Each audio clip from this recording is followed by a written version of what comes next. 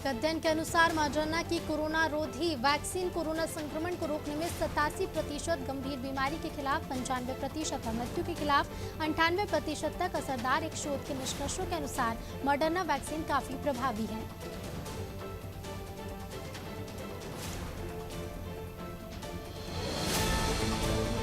America के तीसरे राज्य न्यूयॉर्क में भी ओमिक्रॉन ने दस्तक दे दी है। यहां इस नए कोविड-19 वेरिएंट के 5 मामलों की पुष्टि की गई है। ये जानकारी यूएस मीडिया में गवर्नर कैथी होचुल के हवाले से दी गई है। इससे पहले मिनेसोटा में इसी वेरिएंट से संक्रमित शख्स का पता चला। भारत को लेकर पाकिस्तान हरकतों से कभी बाज नहीं आता। अब इसने भारत के एक और प्रस्ताव को खारिज कर दिया है। पाकिस्तान के बाघा सीमा के जरिए भारतीय अफगान ट्रकों द्वारा 50,000 टन गेहूं अफगानिस्तान भेजने को लेकर भारत की ओर से प्रस्ताव दिया गया था, जिसे पाकिस्तान ने ठुकरा दिया है। आईएमएफ के first deputy managing director FDMD Geoffrey Okamoto अगले साल अपने पद से इस्तीफा दे देंगे और इनकी जगह प्रमुख अर्थशास्त्री गीता गोपीनाथ लेंगी। गोपीनाथ अपना ये पद 21 जनवरी 2022 से संभालेंगे। आईएमएफ की ओर से गुरुवार को यहां ऐलान किया गया। अमेरिका के रक्षा मंत्री लॉयड ऑस्टिन ने कहा है कि चीन की हाइपरसोनिक मिसाइल से पूरे इलाके में तनाव में इजाफा होगा। उन्होंने ये बयान दक्षिण कोरिया के रक्षा मंत्री सुहबूक के साथ हुई सालाना सुरक्षा वार्ता के मौके पर दिया। ये सुरक्षा वार्ता चीन और उत्तर कोरिया समेत दूसरे विषयों पर आधारित थी। ऑस्ट्रेलियाई शोधकर्ताओं ने खास मॉलिक्यूलर सिग्नल की खोज की है। ये दवा की गोली के रूप में वैसा ही न्यूरोलॉजिकल फायदा पहुंचाएगा जैसा कि व्यायाम करने से होता है।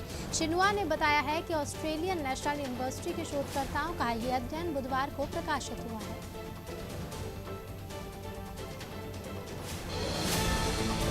ब्रिटेन के औषधि नियामक ने गुरुवार को कोविड-19 के एक नए एंटीबॉडी उपचार को मंजूरी दे दी है। उसका मानना है कि इलाज कोविड के ओमिक्रॉन जैसे नए वेरिएंट के खिलाफ भी कारगर सिद्ध होगा।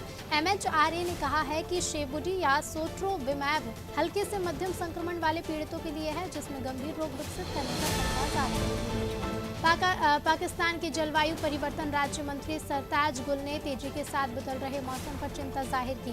बुधवार को एक सभा के दौरान उन्होंने कहा कि जलवायु परिवर्तन के प्रतिकूल प्रभावों और पर्यावरण में तेजी के साथ दर्ज की जा रही गिरावट का मुकाबला करने के लिए ठोस प्रयासों की जरूरत है। अमेरिका की यूनाइटेड एयरलाइंस ने नया इतिहास रच दिया है। पहली बार उसके विमान ने 2 में से एक इंजन में बायोफ्यूल का इस्तेमाल करते हुए पहली सफल उड़ान भरी है। कंपनी ने ट्वीट कर बताया है कि ये पहली वाणिज्यिक उड़ान बुधवार को शिकागो के ओहेयर एयरपोर्ट से रवाना होकर वाशिंगटन पहुंची। संयुक्त राष्ट्र प्रत्यायन समिति ने विश्व निकाय में म्यांमार सैन्य जुटा के साथ तालिबान की सीट को भी मंजूरी नहीं दी। जानकारी के मुताबिक बुधवार को बुलाई गई संयुक्त राष्ट्र की समिति ने इस संबंध में फैसले को फिलहाल टाल दिया है।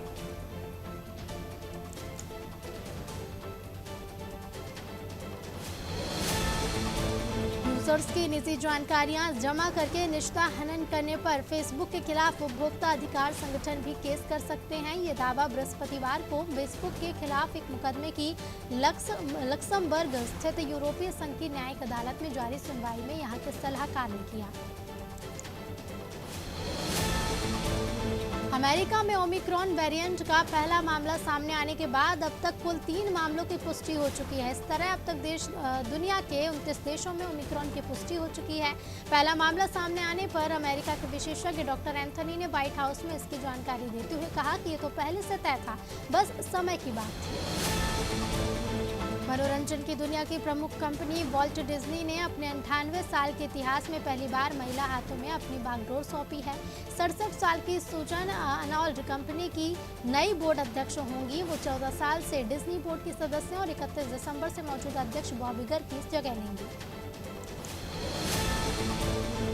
दुनिया में एक और कोरोना वायरस के नए स्वरूप ओमिक्रॉन से संक्रमण के मामले बढ़ते जा रहे हैं। दूसरी ओर सभी देशों ने एहतियाती उपाय करना शुरू कर दिया है।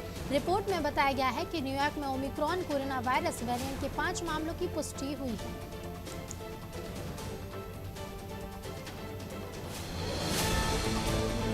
चीनी प्रोजेक्ट के खिलाफ व्यापक नाराजगी झेल रहे पाकिस्तान राज्य बलूचिस्तान के प्रशासक को हिला दिया है। स्थानीय लोग करीब 18 दिन से धरना और विरोध प्रदर्शन कर रहे हैं और इसे देखते हुए प्रशासन ने ग्वादर के तटीय शहर में 5500 अतिरिक्त पुलिस अधिकारियों को तैनात करने के आदेश जारी किए हैं। मुंबई हमले के साजिशकर्ता और कुख्यात आतंकी संगठन जमात-उल दावा के सरगना हाफिज सईद के घर के बाहर धमाके के मामले में गिरफ्तार आयशा बीबी की जमानत याचिका पर पाकिस्तान की स्थानीय अदालत ने काउंटर टेररिज्म विभाग और पंजाब सरकार से 2 हफ्ते में जवाब मांगा है। राष्ट्र मुख्यालय के बाहर एक हथियारबंद व्यक्ति को देखे जाने के बाद हड़कंप मच गया है। न्यूज एजेंसी AFP के मुताबिक इस घटना के बाद मुख्यालय को घेर लिया गया है ताकि किसी अप्रिय स्थिति का सामना न करना पड़े।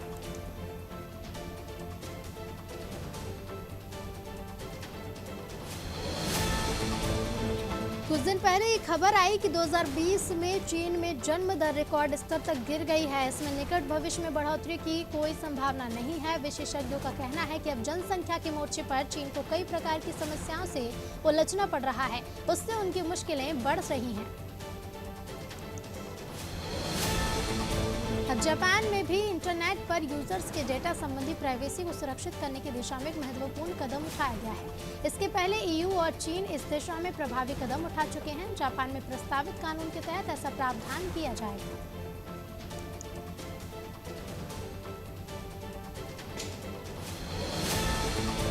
पश्चिम बंगाल में होने वाले निकाय चुनावों के दौरान केंद्रीय अर्धसैनिक बलों की तैनाती की मांग को लेकर भाजपा ने सर्वोच्च न्यायालय का दरवाजा खटखटाया है। भाजपा प्रदेश अध्यक्ष सुकांत मजूमदार ने कहा है कि 2018 में हुए पिछले निकाय और पंचायत चुनावों के दौरान हिंसा हुई थी। केंद्रीय बलों की तैनाती होने पर ही पार्टियों को प्रचार और वोटरों की मतदान का अधिकार मिल सकता है। लोकसभा में शून्यकाल के दौरान उठाए हर मुद्दों का जवाब देने के लिए संबंधित मंत्री बाध्य होंगे। इस दौरान चुनिंदा सवालों का जवाब मंत्री उसी दिन सदन में देंगे। बाकी सवालों का जवाब सदस्यों को मंत्री की ओर से लिखित में उपलब्ध कराया जाएगा। प्रधानमंत्री नरेंद्र मोदी और लोकसभा स्पीकर ने इस दिशा में विशेष पहल की है। गुरुवार को शून्यकाल में नई परिपाटी की शुरुआत हुई। यूपी में होने वाले आगामी विधानसभा चुनाव के मद्देनजर प्रधानमंत्री नरेंद्र मोदी की राज्य में आवाजाही लगातार बढ़ने वाली है। पिछले महीने नवंबर में 2 बार प्रदेश के दौरे पर आ चुके पीएम इस महीने कम से कम 4 दिन दौरे पर रहेंगे। जनवरी में उनकी कम से कम आधा दर्जन यात्राओं का कार्यक्रम बनाया गया है। इन दौरों में वो विकास परियोजनाओं का उद्घाटन करेंगे। दिल्ली NCR में बढ़ते वायु प्रदूषण पर सुप्रीम कोर्ट की कड़ी फटकार और 24 घंटे के भीतर इससे निपटने के लिए सख्त कदम उठाने के निर्देश के बाद केंद्रीय वन एवं पर्यावरण मंत्रालय में गुरुवार को दिन भर काफी गहमागहमी रही और बैठकों का दौर चला।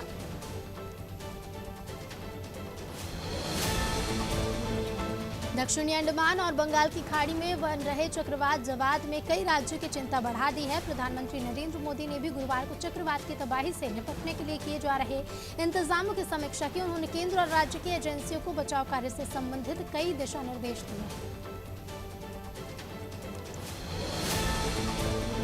कर्नाटक में मिले ओमिक्रॉन के 2 मामलों के बाद फिर से कोरोना वायरस का डर फैलने लगा है। इस क्रम में तमिलनाडु सरकार ने राज्य के 3 एयरपोर्ट पर दूसरे देशों से आने वाले यात्रियों के लिए टेस्टिंग अनिवार्य कर दिया है। भारत सरकार द्वारा घोषित 11 देशों के लिए विशेष तौर पर निर्देश दिए गए हैं।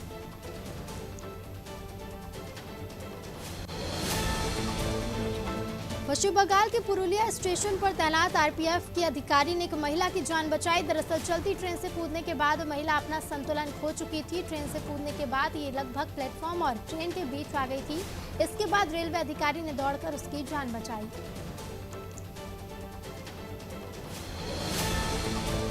केंद्रीय परिवहन मंत्री नितिन गडकरी का दावा है कि वो जल्द ही दिल्ली की सड़कों पर ग्रीन हाइड्रोजन से चलने वाली कार दौड़ाने वाले हैं। इसके लिए उन्होंने पायलट प्रोजेक्ट के तहत एक कार खरीदी है और फरीदाबाद के एक ऑयल रिसर्च सेंटर से ग्रीन हाइड्रोजन भी उन्होंने कार्यक्रम के दौरान कहा है कि वो जल्द ही कार लेकर निकलेंगे ताकि लोगों को बता सकें कि ऐसा संभव है। भारत में कोरोना के नए वेरिएंट ओमिक्रॉन की एंट्री हो गई है। ओमिक्रॉन के पहले 2 मरीज कर्नाटक में मिले हैं, जिसमें एक 66 साल का विदेशी नागरिक जो पिछले दिनों साउथ अफ्रीका गया था। दूसरा बेंगलुरु के बोमन हल्ली का 40 साल का हेल्थ वर्कर है। विदेशी नागरिक 27 नवंबर को दुबई जा चुका है। भारतीय हेल्थ वर्कर को 3 दिन अस्पताल में रखने के बाद भेज दिया गया। कोरोना वैक्सीन का पहला डोज लगाने के मामले में मध्य प्रदेश देश में नंबर 1 हो गया है। गुजरात को पछाड़कर एमपी अब तक 5.12 करोड़ लोगों को पहली खुराक दे चुका है, जो वैक्सीन के लिए लक्षित आबादी 5.49 करोड़ का 93.37% है। गुजरात में आंकड़ा अब तक 4.59 करोड़ है। भारतीय सेना में सेवा दे चुके मेजर प्रीतम सिंह गुर्जर का दुर्घटना में निधन हो गया। बता दें कि मेजर प्रीतम सिंह भारतीय सेना से 1 साल पहले रिटायर हुए थे। इसके बाद ये बुधनी में प्राइवेट फैक्ट्री में काम करते थे। फैक्ट्री में आग लगने से मेजर घायल हो गए, जिसके बाद अस्पताल में भर्ती कराया, जहां इलाज के दौरान उनकी मौत हो गई। इंदौर का badminton player Priyansh Khushwani South Africa के बोत्सवाना में फंस गया है। उसके साथ 3 अन्य भारतीय बैडमिंटन प्लेयर फंसे हैं। सभी 25-28 नवंबर तक बोत्सवाना इंटरनेशनल फ्यूचर सीरीज खेलने गए थे। हवाई उड़ानें बंद होने के चलते खिलाड़ी फंस गए हैं। परिवार ने केंद्रीय उड्डयन मंत्री ज्योतिरादित्य सिंधिया से लेकर खेल मंत्री तक मदद की गुहार लगाई। खबर दमोह जिले के जबीरा से है, जहां बहेरिया प्राथमिक और माध्यमिक शाला में एक अजीबोगरीब मामला सामने आया है। स्कूल के बच्चे अचानक चक्कर खाकर बेहोश होने लगे। लगातार इस तरह की घटना होने पर स्कूल प्रबंधन ने स्वास्थ्य विभाग को इसकी जानकारी दी। स्कूल के शिक्षक सभी बच्चों को नोटा स्वास्थ्य केंद्र में इलाज के लिए भर्ती कराया, जहाँ सभी का इलाज जारी है। श्योपुर की डोडर पुलिस ने व्यापारी की दुकान में हुई लाखों की चोरी का खुलासा कर दिया है। पुलिस ने मामले में 4 शातिर चोरों को गिरफ्तार किया है। पुलिस ने चारों आरोपियों को उस वक्त दबोचा जब धौलपुर के 3 आरोपी उदरावत के यहाँ चोरी की रकम का बंटवारा करने के लिए टर्रा कला पहुंचे थे। पकड़े गए आरोपियों से व्यापारी के यहाँ से चोरी की पूरी 1.25 लाख रुपए की रकम बरामद हुई। कोची नगर परिषद की खाली पड़ी जमीन पर दबंगों ने अवैध रूप से कब्जा कर लिया। जानकारी के अनुसार स्टे लगने के बाद भी निर्माण किया गया। हैरत की बात ये रही कि तहसील कार्यालय बगल में नगर परिषद कार्यालय है, फिर भी निर्माण कार्य चलता रहा, लेकिन शासन प्रशासन का कोई ध्यान नहीं था।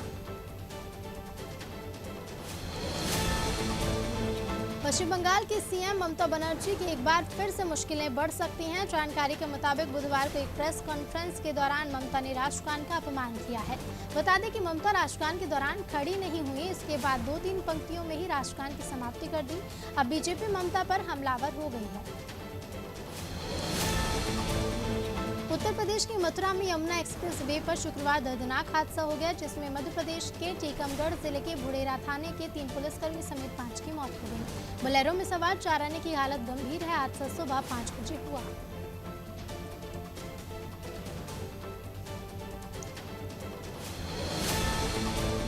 इंदौर में तेंदुए की दहशत दूसरे दिन भी बनी है। शहर के प्राणी संग्रहालय से बुधवार रात भागे तेंदुए का अभी तक कोई सुराग नहीं मिल पाया है। वन विभाग और इंदौर जू की 20 लोगों की टीम जू और आसपास के क्षेत्र में तेंदुए की तलाश कर रही है।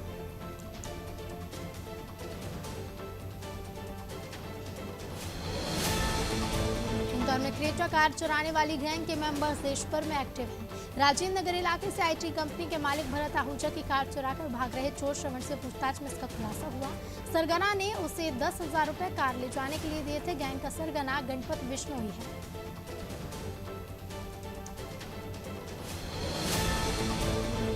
नीति आयोग के बहुआयामी गरीबी सूचकांक एमपीआई के अनुसार गरीब राज्यों में मध्य प्रदेश चौथे स्थान पर है।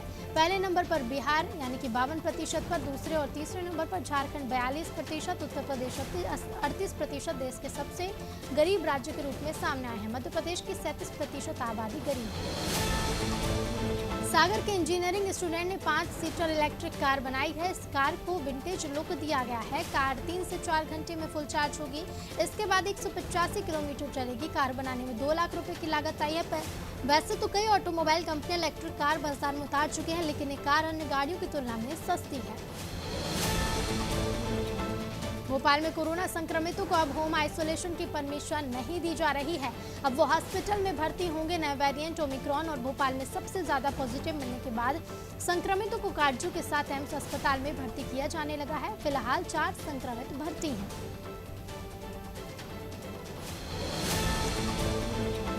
रायगढ़ में बिलासपुर संभाग आयुक्त डॉक्टर संजय तारापुर कोतरा धान खरीदी केंद्र के पहुंचे। इस दौरान उन्होंने धान खरीदी केंद्र की व्यवस्थाओं का जायजा लिया। साथ ही किसानों से धान खरीदी के संबंध में चर्चा की। यहाँ उन्होंने धान की आवक, क्वालिटी, विभिन्न मुद्दों पर किसानों और समिति प्रबंधकों से जानकारी ली। इस दौरान कलेक्टर भीम सिंह और सीईओ जिला पंचायत डॉक्टर रवि मित्तल उपस्थित रहे। जांजगीर चांपा जिला कलेक्टर जितेंद्र शुक्ला ने अकलतरा में धान खरीदी केंद्र और गौठान का जायजा लिया। इस दौरान उन्होंने स्वामी आत्मानंद विद्यालय का भी औचक निरीक्षण किया। राज्य सरकार की ड्रीम प्रोजेक्ट आत्मानंद स्कूल में अव्यवस्था देखकर कलेक्टर काफी नाराज हुए, साथ ही तत्काल व्यवस्था दुरुस्त करने के भी निर्देश दिए। बिलासपुर हाईकोर्ट ने राज्य वन सेवा भर्ती के सहायक वन संरक्षक और वन क्षेत्रपाल की भर्ती परीक्षा के परिणाम पर रोक लगा दी है। कोर्ट ने वन विभाग और सामान्य प्रशासन विभाग के प्रमुख सचिव और राज्य लोक सेवा आयोग को नोटिस जारी कर जवाब मांगा है। हाईकोर्ट ने इस आदेश के बाद 12 दिसंबर को नियुक्ति के लिए परीक्षाएं होंगी, लेकिन इसका परिणाम जारी नहीं किया जा सकता। भारत सरकार के आंकड़ों के अनुसार देश में सबसे ज्यादा डेंगू के मरीज रायपुर शहर में हैं। इसको लेकर गुरुवार को भाजयुमों ने नगर निगम का घेराव किया और मच्छरदानी भेजकर विरोध प्रदर्शन किया गया। भाजपा जिला अध्यक्ष गोविंद गुप्ता ने महापौर पर निशाना साधते हुए कहा कि महापौर दूसरों का काम छोड़कर शहर को स्वच्छ और धूल मुक्त करने का काम करें। छत्तीसगढ़ में 15 निकायों में चुनाव होना है। इसके लिए अब नामांकन की प्रक्रिया शुरू हो गई है। नामांकन को लेकर सभी तैयार नजर आ रहे हैं। सभी राजनीतिक दल और आजमाइश में जुटे हैं। जहां एक तरफ निकाय चुनाव में जीत का दावा ठोक रही है, तो वहीं सत्ता में काबिज कांग्रेस भी जीत का बखान कर रही है। ओमिक्रॉन नाम के नए वेरिएंट ने देश में एक बार फिर परेशानी बढ़ा दी है। छत्तीसगढ़ में नए वेरिएंट को लेकर सरकार अलर्ट नजर आ रही है। कोरोना को देखते हुए कई सरकार ने स्कूल बंद करा दिए हैं, लेकिन प्रदेश सरकार ने अभी स्कूल बंद नहीं करने पर कोई भी विचार नहीं लिया है। साथ ही सरकार के इस फैसले को लेकर विपक्ष ने सरकार को घेरने का फैसला लेने की सलाह दी है।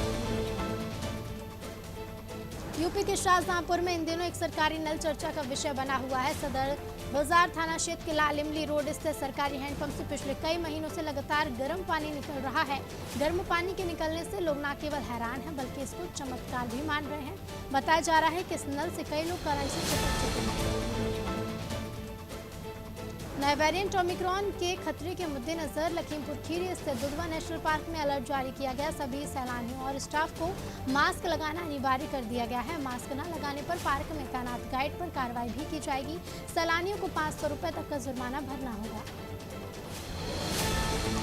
बुल्ढाना के चिखली में भाजपा विधायक श्वेता महाले की अगुवाई में बीजेपी कार्यकर्ताओं ने चक्का जाम आंदोलन किया। इस दौरान किसानों को लेकर राज्य सरकार पर निशाना भी साधा और बिजली विभाग के खिलाफ जमकर नारेबाजी की। बता दें कि 3 दिन पहले विधायक ने बिजली विभाग को ज्ञापन देकर किसानों की बिजली काटने की प्रक्रिया बंद करने की विनती की थी, लेकिन मांगे पूरी न होने पर बीजेपी विधायक ने आंदोलन शुरू कर दिया।